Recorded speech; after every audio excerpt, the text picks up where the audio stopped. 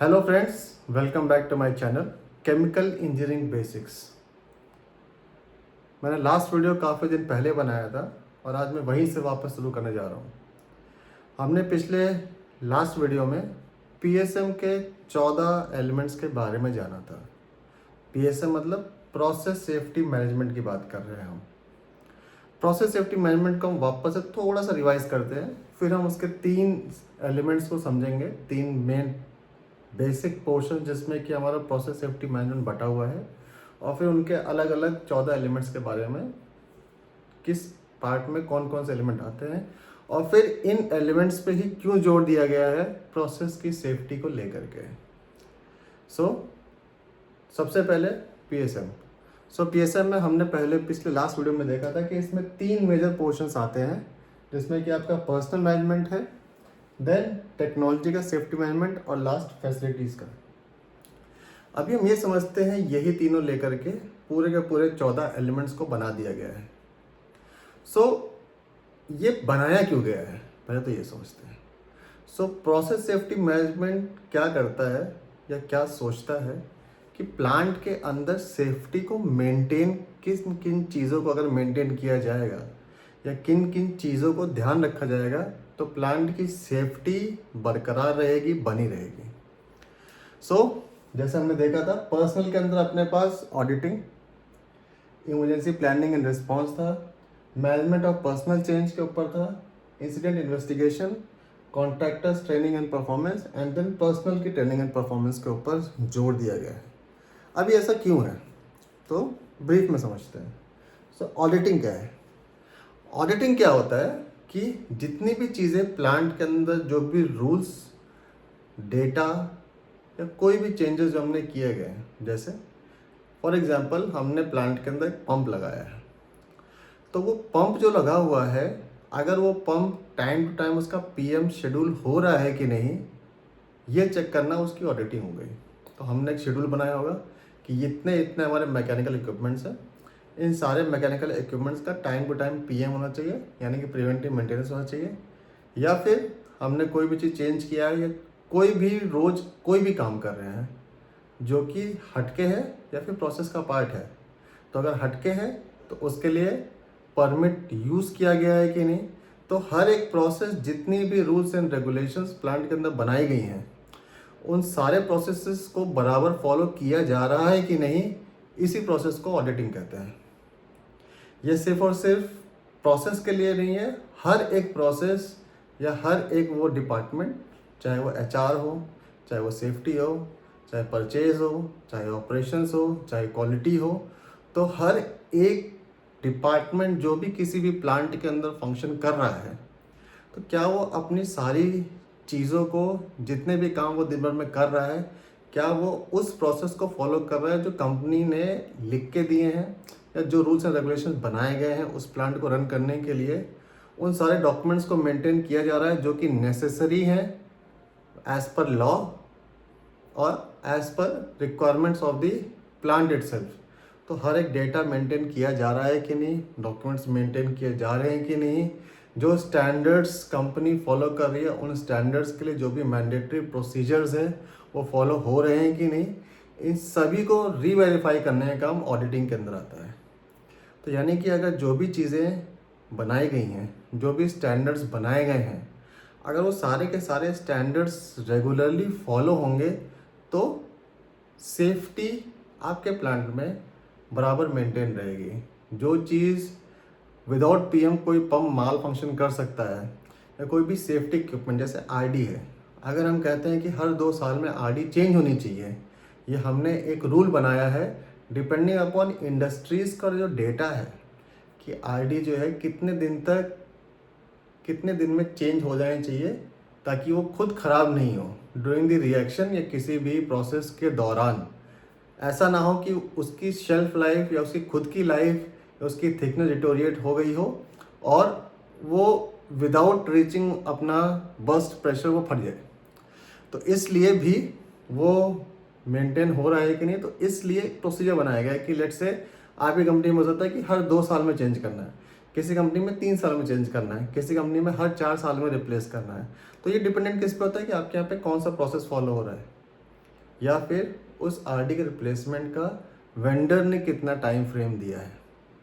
सो ये सारे प्रोसीजर्स हैं जो कि फॉलो होंगे, तो प्लांट में इंसिडेंट होने के या एक्सीडेंट होने के चांसेस बहुत कम या ना के बराबर हो जाते हैं। सो ऑडिटिंग इसलिए और भी बहुत ज़्यादा इंपॉर्टेंट आती है कि हर एक प्रोसेस, जो भी आपकी कंपनी जो भी डॉक्यूमेंटेशन, जो भी स्टैंडर्ड्स फॉलो कर रही है, उसके लिए डिटरमाइन जितने भी डॉक्यूमेंटेशंस हैं क्या वो रेगुलरली मेंटेन हो रहे हैं, जो प्रोसेसेस बनाए गए हैं, जो रूल्स एंड रेगुलेशंस कंपनी ने बनाए हैं, क्या वो सारे के सारे फॉलो हो रहे हैं कि नहीं। सो ये सारा पोर्शन किस में आता है? ऑडिटिंग में। अब ये ऑडिटिंग जो है ये पर्सनल के अंदर दिया गया है। क्यों? क्योंकि इसको मेंटेन कौन करता है? फ्रॉम टाइम टू टाइम आपके इंटरनल ऑडिटिंग होती है, एक्सटर्नल ऑडिटिंग भी होती है। इंटरनल ऑडिटिंग में आपके खुद के ही प्लांट के, लेट्स से आपके प्लांट में कुछ डिपार्टमेंट्स हैं, तो उसके कुछ लोग जाकर के दूसरे डिपार्टमेंट के डॉक्यूमेंट चेक करते हैं, प्रोसेसेस चेक करते हैं, तो वो फॉलो करते हैं, तो एक दूसरे के डॉक्यूमेंट चेक करके ऑडिटिंग कर लेंगे। वहीं पे जब एक्सटर्नल पार्टी आती है तो हो सकता है बाहर से एक पार्टी मंगाई जाए, वो आपके सारे डॉक्यूमेंट्स को रिव्यू करेगी और देखेगी कि आपके सारे डॉक्यूमेंटेशंस जिस स्टैंडर्ड्स के अंदर जो है आप फॉलो कर रहे हैं वो उसके हिसाब से बराबर बरकरार है कि नहीं, आपने मेंटेन किया है कि नहीं, और आप सारे डॉक्यूमेंट्स को फॉलो कर रहे हैं कि नहीं। सो ये सारा पोर्शन ऑडिटिंग के अंदर आता है और ये पर्सनल के अंदर आता है। नेक्स्ट आता है आपका emergency planning and response. So plant के अंदर सब कोई चाहता है कि इंसिडेंट कभी हो ही नहीं। इंसिडेंट कब आता है? Let's say during the reaction, ये जो इमरजेंसी प्लानिंग की बात हम कर रहे हैं, let's say during the reaction कुछ इमरजेंसी हो गई। लेट्स से आपके यहाँ एक प्रोसेस चल रहा है और इंस्ट्रूमेंट एयर फेलियर हो गया। अब इंस्ट्रूमेंट एयर आपके यहाँ पे जितने भी इंस्ट्रूमेंट्स लगे उन सब के कंट्रोलिंग आपकी इंस्ट्रूमेंट एयर के प्रेशर के थ्रू होती है। सो लेट्स से उस समय आपका इंस्ट्रूमेंट एयर फेल हो गया, तो उस केस में प्लांट को सेफ मोड में ले जाने का क्या प्रोसीजर है? या फिर नाइट्रोजन फेल हो गया, तो उस केस में आपके प्लांट पे क्या एडवर्स इफेक्ट हो सकता है उसकी स्टडी करना, और उस केस में उस सिचुएशन जब अराइज होगी तो उस सिचुएशन में आपको उस सिचुएशन को टैकल कैसे करना है, यह आपका इमरजेंसी प्लानिंग एंड रिस्पॉन्स में आता है। हो सकता है आपका वाटर शॉर्टेज हो जाए, पावर कट हो जाए, नाइट्रोजन का फेलियर हो जाए, यूटिलिटी स्टीम का फेलियर हो जाए, ऐसे कोई भी फेलियर्स जो आपके प्लांट में हो सकते हैं, या कोई भी इमरजेंसी हो गई कि लेट से छोटी मोटी आग लग गई या कुछ भी बड़ा भी हो गया इंसिडेंट, तो ऐसी कोई भी इमरजेंसी आती है तो उस इमरजेंसी में आपको कैसे रिस्पॉन्स करना है।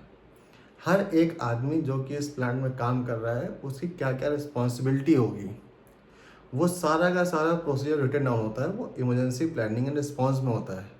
सो ये भी एक डॉक्यूमेंट है जो कि मेंटेन होता है और इसके अंदर डिटेल में लिखा रहता है कि अगर ये इमरजेंसी सिचुएशन अराइज होती है प्लांट के अंदर, चाहे वो लेवल 1 हो, लेवल 2 हो, लेवल 3 हो, उस केस में कौन क्या करने वाला है, कैसे उस सिचुएशन के लिए हम पहले से ही तैयार रहेंगे। तो ये आपका ये सारा डिटेल्स आपको किससे मिलता है? इमरजेंसी प्लानिंग एंड रिस्पॉन्स में। सो इससे क्या होता है, आपको पहले से पता होता है, इसकी ट्रेनिंग्स लगातार दी जाती हैं।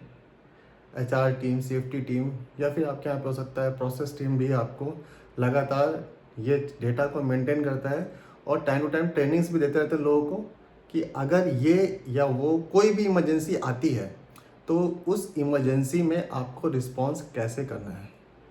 सो वो सारा का सारा जो है प्रोसीजर वाइज जो है इमरजेंसी प्लानिंग एंड रिस्पॉन्स में मेंटेन होता है।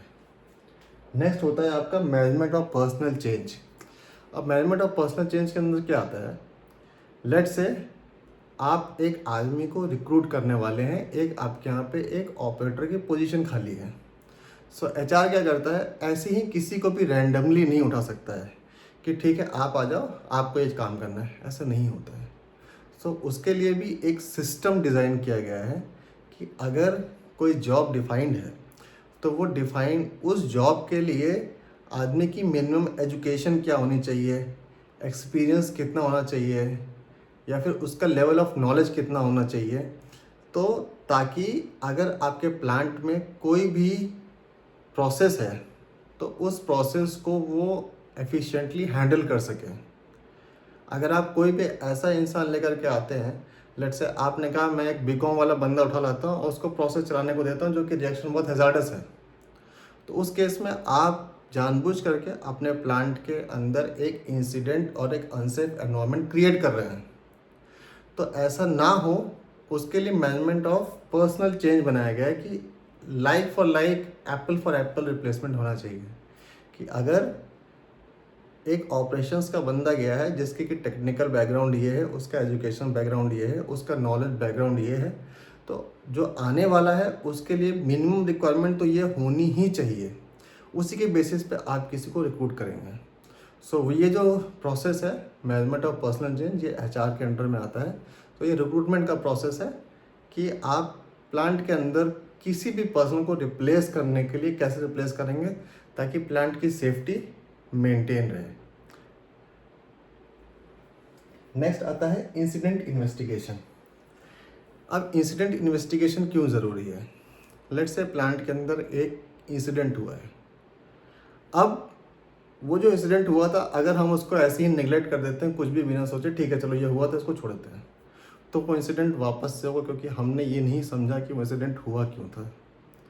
तो इंसिडेंट इन्वेस्टिगेशन एक बहुत ही इम्पोर्टेंट पॉइंट है प्लांट की सेफ्टी के लिए, जिसमें हम उस इंसिडेंट का रूट कॉज एनालिसिस करके ये समझते हैं कि कोई भी इंसिडेंट हुआ क्यों था और फिर ऐसा क्या किया जाए कि वो इंसिडेंट कभी वापस हो ही ना।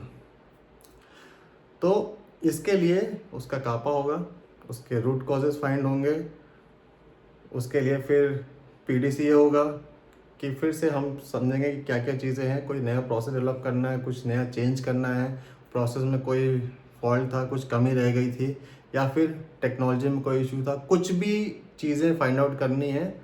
ऐसी चीज़ें जो हमको रूट कॉज एनालिसिस पता चले कि ये रूट कॉज है, वो रूट कॉज को नलीफाई करने के लिए या उसको ख़त्म करने के लिए ताकि वो इंसिडेंट कभी वापस हो ही ना, उसके लिए उसका इंसिडेंट इन्वेस्टिगेशन किया जाता है।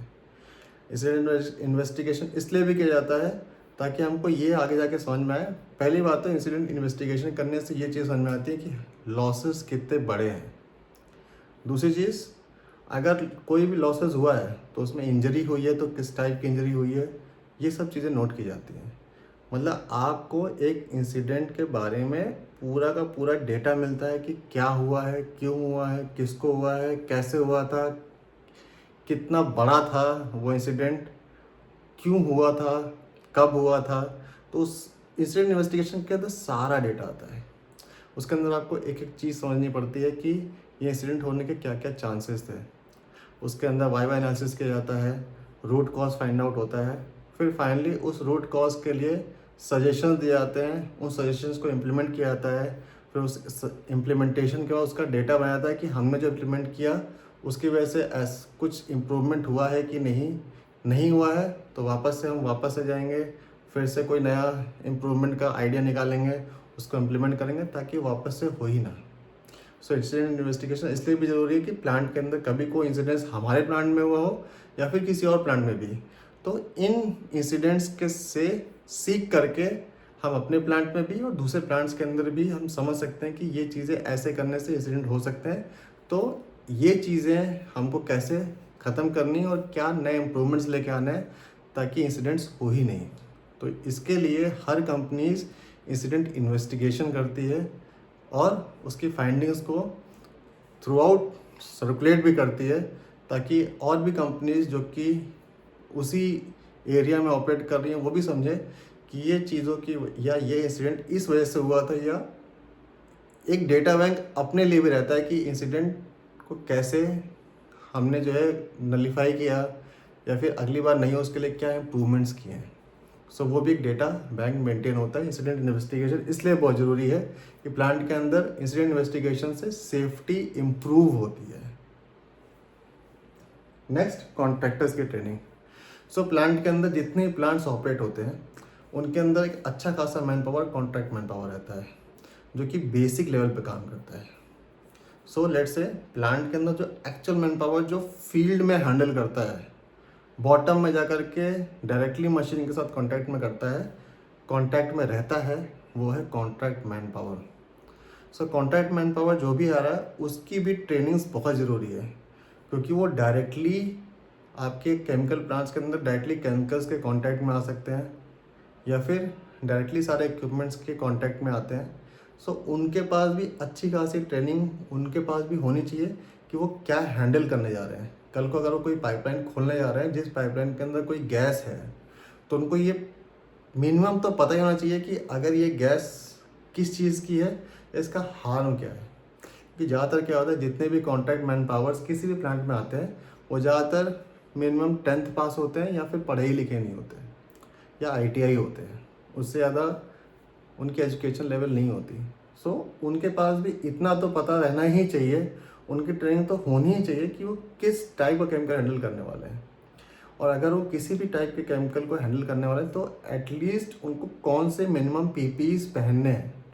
सो अगर वो मिनिमम PPEs पहन रहे हैं, उनके पास एक प्रोसीजर उनको समझाया था कि कोई भी काम करने से पहले उनके पास उनको टूल बॉक्स स्टॉक मिलना चाहिए, वो काम कैसे करना है, परमिट सिस्टम फॉलो हुआ है कि नहीं, उसके बाद वो काम करने के लिए क्लियरेंस है कि नहीं, परमिट रिसीव हो गया है कि नहीं, लाइन फ्लश हो गई है कि नहीं, हर एक चीज़ अगर उन तक पहुंची है और सारे PPEs इस काम को करने के लिए कौन कौन से PPEs पहननी थी और वो अवेलेबल हैं कि नहीं, जब तक ये चीज़ें उनके माइंड में नहीं आएगी तब तक वो सेफली काम नहीं करेंगे, पहली चीज़। और अगर वो हड़बड़ी में जाके काम करेंगे तो इंसिडेंट होने के चांसेस प्लांट के अंदर बढ़ जाते हैं। तो कॉन्ट्रैक्टर मैन पावर को सेफ्टी के लिए सबसे ज़्यादा जागरूक बनाना चाहिए प्लांट्स के अंदर। तो कॉन्ट्रैक्ट मैन पावर को स्पेसिफिकली पर्सनल के अंदर एक जगह दी गई है PSM के अंदर कि कॉन्ट्रैक्ट मैन पावर को सेफ्टी के लिए अच्छी खासी ट्रेनिंग्स मिलनी चाहिए। प्रोसेसेस क्या क्या हैं जो कॉन्ट्रैक्ट मैन पावर को भी फॉलो करनी है। सो वो सारा का सारा चीज़ें क्या क्या चीज़ें हैं, कौन कौन सी ट्रेनिंग कॉन्ट्रैक्चुअल मैन पावर को मिलनी चाहिए, वो डेटा भी HR मेंटेन करता है और सेफ्टी मेंटेन करता है किसी भी प्लांट के अंदर कि कॉन्ट्रैक्चुअल मैन पावर की मिनिमम ट्रेनिंग उनको ये मिलनी ही चाहिए और ये मैंडेटरी है। देन नेक्स्ट लास्ट होता है ट्रेनिंग एंड परफॉर्मेंस। अब पर्सनल के अंदर लास्ट पॉइंट जो आता है वो ट्रेनिंग एंड परफॉर्मेंस, जो कि कंपनी एम्प्लॉय का है। पहला था कॉन्ट्रैक्ट मैन पावर का, लास्ट आता है अपना कंपनी एम्प्लॉयज़ का। तो कंपनी एम्प्लॉयज़ का टाइम टू टाइम क्या होता है कि आपको अगर एक ट्रेनिंग आज दी गई है तो ट्रेनिंग आदमी के दिमाग में नॉलेज लगातार नहीं रहती है। सो अगर कोई ट्रेनिंग दी गई है तो पहली चीज़ उस ट्रेनिंग के बेसिस पे आदमी के परफॉर्मेंस में कितना चेंज आया है, पहली चीज़। दूसरी चीज़, जो ट्रेनिंग्स मिली हैं वो ट्रेनिंग वापस से कब देनी है, मतलब रिफ्रेशर ट्रेनिंग भी देना ही देना है। वो 6 महीने बाद हो सकता है, 3 महीने बाद हो सकता है, साल भर बाद हो सकता है, कि साल भर के अंदर हर आदमी को ये ट्रेनिंग्स करनी ही करनी है। तो इससे क्या होता है, प्लांट के अंदर जो सेफ्टी के प्रोसीजर्स एंड एवरीथिंग है, जो भी ट्रेनिंग्स डिज़ाइन की गई है, चाहे वो किसी भी चीज़ रिलेटेड हो, वो आपके ऑपरेशंस रिलेटेड हो या फिर आपके केमिकल्स के MSDS के बारे में हो, आपके प्रोसेसेस के बारे में हो, या फिर आपके डॉक्यूमेंटेशन के बारे में हो, प्रोसीजर्स के बारे में हो, रूल्स एंड रेगुलेशंस के बारे में हो, ISO के बारे में है। सो कौन कौन से प्रोसीजर्स फॉलो करने हैं, कैसे फॉलो करने हैं, क्या क्या चीज़ें काम करते समय ध्यान रखना है, और कितने प्रोसीजर्स आपके प्लांट में हैं जो मैंडेटरी हैं, जो फॉलो करना ही करना है। सो ये सब का सब आपको ट्रेनिंग्स एंड परफॉर्मेंस के अंदर HR मेंटेन करता है। एक तो पार्ट हो गया ट्रेनिंग का, जो आपने ट्रेनिंग ली है, और दूसरा पार्ट होता है परफॉर्म करना, कि आपने जो ट्रेनिंग ली है उसके बेसिस पे आपके परफॉर्मेंस में कुछ इंक्रीमेंट हुआ है कि नहीं। सो आदमी जिस तरीके से ट्रेंड है या जो भी नॉलेज बैंक उसके पास है, उसके बेसिस पे उसका परफॉर्मेंस कैसा है। सो इससे दो चीज़ें होती हैं, ट्रेनिंग देने से एक तो आदमी की नॉलेज बढ़ती है, और दूसरा परफॉर्मेंस के बेसिस पे आदमी कैसा परफॉर्म कर रहा है, उससे आप कंपनी के अंदर उसको अगर आप उसका परफॉर्मेंस अच्छा आता है तो उससे उसको एनकरेजमेंट मिलता है, तो ताकि वो अपने काम को और अच्छा परफॉर्म करें। उसका परफॉर्मेंस मैट्रिक्स समझ करके हम ये समझ सकते हैं कि इसको और ट्रेनिंग की ज़रूरत है कि नहीं, रेगुलर ट्रेनिंग की ज़रूरत है कि नहीं, क्वार्टरली चाहिए, मंथली चाहिए, वीकली चाहिए, कैसी चाहिए, ताकि आदमी अपने काम को बराबर परफॉर्म कर पाए। सो पीएसएम के 14 एलिमेंट में जो पर्सनल का सेक्शन था, उसके अंदर हमने देखा ऑडिटिंग समझा क्या है, इमरजेंसी प्लानिंग एंड रिस्पॉन्स समझा क्या है, then management of personal change समझा क्यों है, ऐसा ज़रूरत क्या है पर्सनल चेंज की, देन इंसिडेंट इन्वेस्टिगेशन समझा कि इंसिडेंट इन्वेस्टिगेशन क्यों करना है, then contractors performance and training वो समझी, and then employee performance and training क्या होती है। सो ये बेसिक है जो मैं समझाना चाहता हूँ कि आदमी को पता होना चाहिए कि पीएसएम के 14 एलिमेंट्स क्या हैं, कि प्रोसेस सेफ्टी मैनेजमेंट एक ऐसा सिस्टम है जो प्लांट की सेफ्टी को स्ट्रेंथन करता है, और अगर ये 14 के 14 एलिमेंट्स को विदाउट एनी शॉर्टकट्स अगर प्लांट के अंदर हम इम्प्लीमेंट करते हैं तो ये 100% है कि प्लांट के अंदर इंसिडेंट्स और एक्सीडेंट्स ज़ीरो हो सकते हैं। तो मेरे आपसे यही है गुजारिश है कि इन चीज़ों के ऊपर ध्यान दें, कभी प्लांट के अंदर काम करें तो आपके प्लांट के अंदर सिस्टम्स हैं, और जब आप इन सिस्टम्स को समझेंगे तब वो समझ में आएगा कि आप ये काम क्यों कर रहे हैं, आप कोई डेटा क्यों बना रहे हैं, आपकी ट्रेनिंग्स क्यों हो रही हैं, या फिर आदमी जो आया है उसको ये बैकग्राउंड चाहिए ही क्यों, बीटेक गया है तो बीटेक क्यों चाहिए, डिप्लोमा गया डिप्लोमा क्यों चाहिए, बीएससी ही क्यों चाहिए, ये सब चीज़ें हैं। देन इमरजेंसी रिस्पांस होता है तो आपके प्लांट में इमरजेंसी रिस्पांस का कोई ना कोई प्रोसीजर होगा, है तो उसको ढूंढिए, पढ़िए, समझिए, अपना आपको किसी भी इमरजेंसी में आपको क्या परफॉर्म करना है वो समझिए।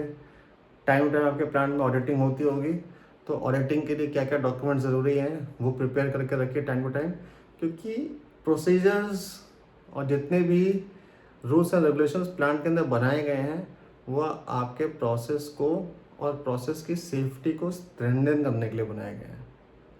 इसी के साथ ये वीडियो को मैं यही समाप्त करता हूँ। नेक्स्ट वीडियो में हम टेक्नोलॉजी समझेंगे कि टेक्नोलॉजी प्रोसेस सेफ्टी के ऊपर कैसे अफेक्ट करती है। तब तक के लिए थैंक यू।